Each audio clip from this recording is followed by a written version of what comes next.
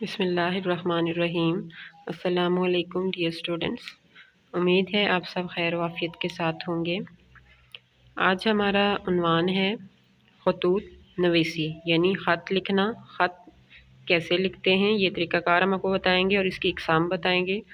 خطوط کی 3 اقسام ہوتی ہیں۔ نمبر 1 نجی خطوط، نمبر 2 کاروباری خطوط اور نمبر 3 سرکاری خطوط۔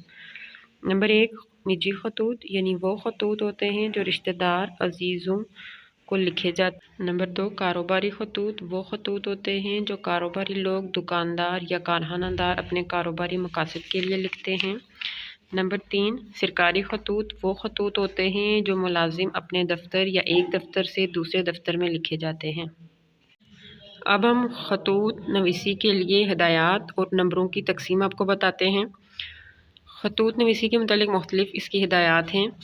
خط کے دائیں کونے پر یعنی نوٹ بک کے دائیں سائڈ پر، رائٹ ہینڈ پر، خط کے دائیں کونے پر اس مقام کا نام لکھیں جہاں سے خط لکھا جائے۔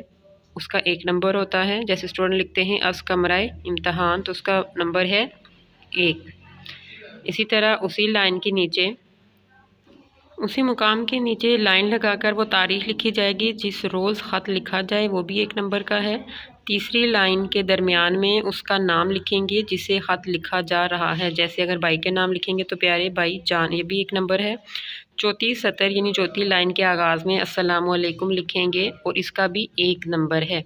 اس کے بعد خط کا مضمون اس کے بعد لکھیں گے جو مختصر، خوش خط ہو اور آسان زبان میں ہو مگر بامقصد ہو، یہ 5 نمبر کا ہے۔ خط کے آخر میں دعا سلام لکھتے ہیں اور اس کا بھی 1 نمبر ہے۔ خطوط نویسی کا طریقہ کار میں نے آپ کو سمجھا دیا ہے۔ اب آپ خوشخطی کے طور پہ چھوٹے بھائی کے نام تعلیمی امور پر توجہ دینے کا خط لکھیں گے اپنی اردو بی کی کاپی پر۔